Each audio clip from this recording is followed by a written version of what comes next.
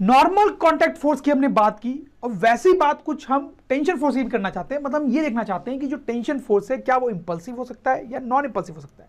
तो वही हम डिस्कस करेंगे। लेकिन डिस्कस करने से पहले मैं आपको ये बता देता हूं कि कंक्लूजन वही आएगा जो नॉर्मल कॉन्टैक्ट फोर्स के लिए आया था। मतलब टेंशन फोर्स भी दोनों रूप ले सकता है। एक्चुअली में टेंशन फोर्स और नॉर्मल कॉन्टैक्ट फोर्स की बहुत सारी प्रॉपर्टीज सेम होती है, ये भी उनमें से एक है।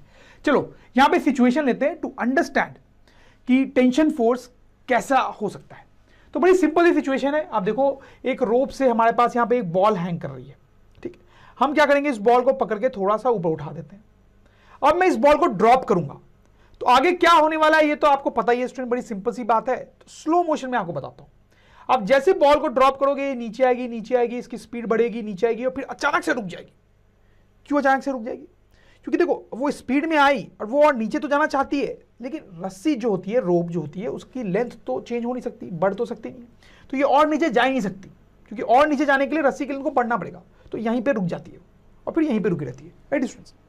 तो यहां पर ये जो हुआ, इसके जो डिफरेंट फेजेस थे वो मैं यहां पे बना देता हूं। तो यहां पे आप देखो, पहले बॉल को आपने ऊपर उठा रखा था, ठीक है, फिर आपने उसको छोड़ दिया तो बॉल जो है वो नीचे गिरने लगी, और यहां पे देखो जो रोप है अपनी फुल लेंथ में आ गई है, जस्ट फुल लेंथ में आ गई है। अब यही सिचुएशन जो है आगे भी रहती है, राइट स्टूडेंट्स। समझ में आ रही है आपको बात? तो यहां तक तो कोई टेंशन फोर्स लगेगा नहीं, क्योंकि रोप जो है वो स्लैक है। यहां पे क्या होता है, टेंशन फोर्स लगना शुरू होता है, और यहां पर ये जो टेंशन फोर्स है वो इंपल्सिव होता है। आप इसको समझने की कोशिश करो, थोड़ी सी देर के लिए इंपल्सिव होता है। क्यों? क्योंकि जब बॉल नीचे गिर रही है तो वो स्पीड गेन कर रही है ना, तो स्पीडली नीचे आ रही है। इस पोजीशन पे आते ही सडनली उसकी वेलोसिटी जीरो हो जाती है, इजंट इट? सोच के देखो, सडनली वेलोसिटी क्यों जीरो हो जाएगी? क्योंकि अगर ये नीचे जाती रहेगी तो रोप को तो लंबा होना पड़ेगा, रोप लंबा हो ही नहीं सकता, वो तो कांस्टेंट होता है, उसकी लेंथ तो बढ़ ही नहीं सकती। तो पहले तो वो वेलोसिटी के साथ आ रहा था, फिर अचानक रुक गया, तो सडन चेंज इन मोमेंटम हुआ ना उसमें। तो सडन चेंज इन मोमेंटम हुआ है, इसका मतलब उस पर इंपल्सिव फोर्स लगा है। तो यहां पर ये जो टेंशन होता है फॉर अ मोमेंट वो इंपल्सिव होता है, ठीक है। वो फॉर अ मोमेंट ही हो सकता है, क्योंकि इंपल्सिव फोर्स तो ऐसे भी बहुत छोटे टाइम के लिए लगता है, तो यहां पे टेंशन इंपल्सिव होता है। लेकिन फिर बाद में ये जो टेंशन फोर्स यहां पे लग रहा है और ये जो mg फोर्स लग रहा है, ये दोनों बराबर हो जाते हैं।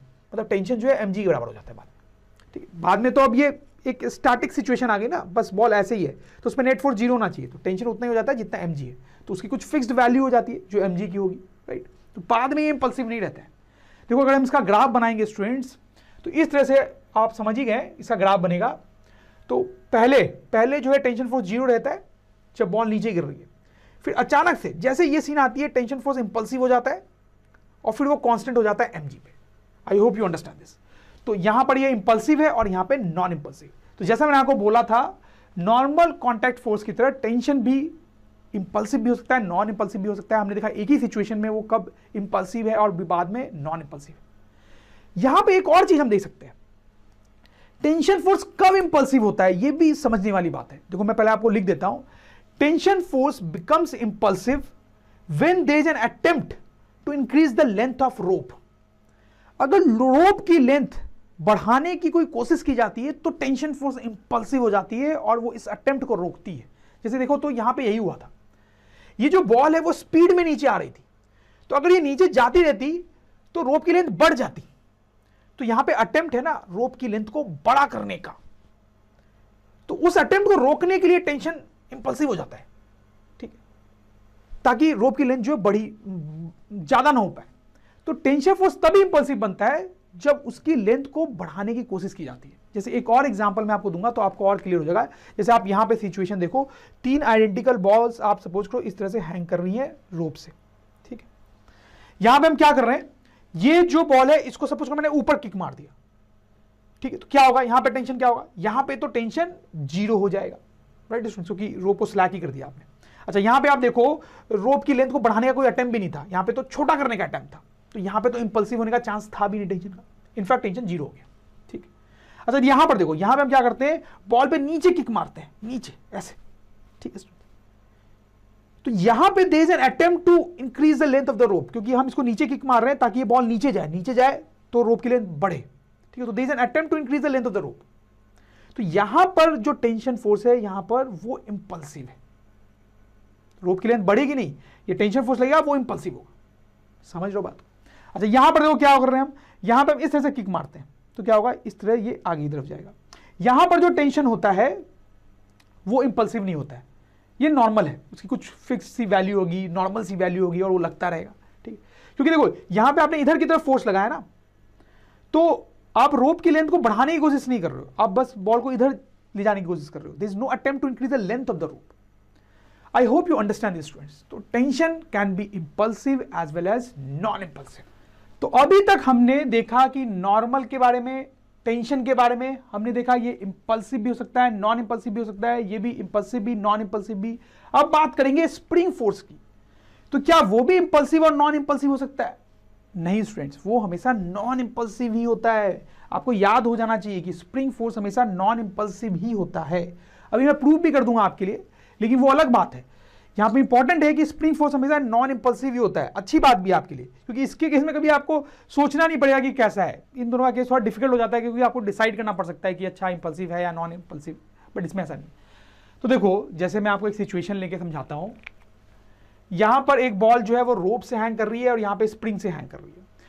यहां पे अगर आप बॉल को नीचे किक मारोगे तो आप अटेम्प्ट कर रहे हो रस्सी की लेंथ को बढ़ाने का, तो यहां पे टेंशन फोर्स इंपल्सिव होता है, राइट। हमने थोड़ी देर पहले ही देखा है। और यहां पे बॉल नीचे भी नहीं जाएगी, राइट, क्योंकि रस्सी की लेंथ तो बढ़ नहीं सकती। यहां पर आप इसको नीचे किक मारोगे तो ये नीचे जा सकता है, स्प्रिंग की लेंथ तो बढ़ सकती है। यहां पे जो स्प्रिंग फोर्स लग रहा है वो नॉन इंपल्सिव होता है। स्प्रिंग फोर्स हमेशा ही नॉन इंपल्सिव होता है।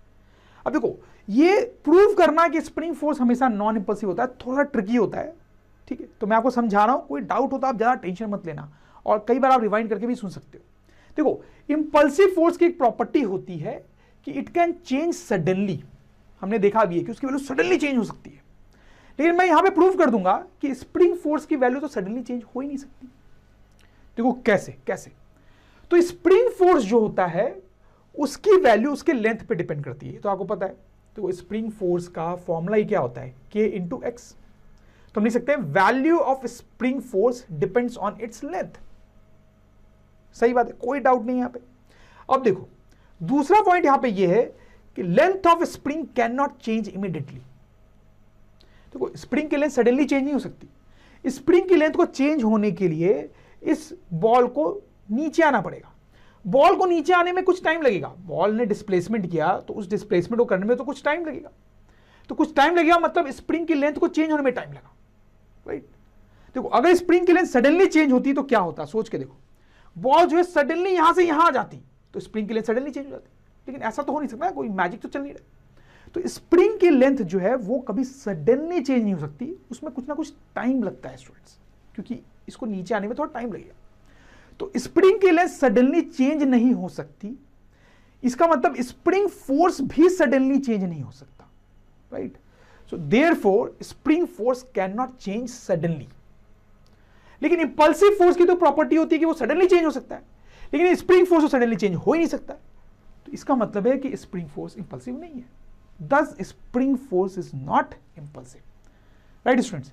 ऐसे ये जो मैंने एक्सप्लेनेशन आपको दिया, ये कभी आपको डिफिकल्ट भी लग सकता है, लेकिन खास बात ये है कि ये कभी भी आपसे कहीं पूछा नहीं जाएगा। ये उतना काम का भी नहीं होता है। काम की ये बात ज्यादा होती है कि स्प्रिंग फोर्स हमेशा ही नॉन इंपल्सिव होता है, राइट स्टूडेंट्स। और अगर आप इसको बार बार सुनेंगे तो आपको और अच्छे से समझ में भी आएगा। चलो स्टूडेंट, अब साथ ही साथ एक फोर्स की और बात यहां पे कर लेते हैं, ग्रेविटेशनल फोर्स। ये भी हमेशा नॉन इंपल्सिव ही होता है, ऑलवेज नॉन इंपल्सिव। जैसे स्प्रिंग फोर्स हमेशा नॉन इंपल्सिव है, वैसे ये समझना तो बहुत आसान भी है। जैसे आप सपोज करो कि यहां पर ये एक ऑब्जेक्ट है मेरे पास जिसका मास है 5 kg। तो स्टूडेंट, जब तक कायनात है, जब तक दुनिया है, तब तक इस पे नीचे की तरफ mg फोर्स लगता रहेगा और उसकी वैल्यू होगी अराउंड 50 न्यूटन, राइट। तो ये 50 न्यूटन फोर्स पे हमेशा ही लगता रहेगा, आज कल परसों हमेशा कंटिन्यूअसली। तो ऐसी प्रॉपर्टी तो कौन से फोर्स की होती है, नॉन इंपल्सिव। तो gravitational force is always non impulsive without any exception. तो स्टूडेंट्स, अगर ड्रोन स्टडी के ये वीडियोस आपको अच्छे लग रहे हैं तो आप प्लीज इनको लाइक करें, सब्सक्राइब करें, कमेंट्स लिखें स्टूडेंट्स, अपने थॉट्स बताएं, हमारे साथ शेयर करें कि आप और क्या चाहते हैं। और इतना ही नहीं स्टूडेंट, सबसे इंपॉर्टेंट नीचे शेयर बटन पे क्लिक करें और अपने दोस्तों के साथ इन वीडियोस को व्हाट्सएप और फेसबुक पे शेयर करें स्टूडेंट्स, ताकि वो भी इन वीडियोस का फायदा उठा सकें स्टूडेंट्स, राइट।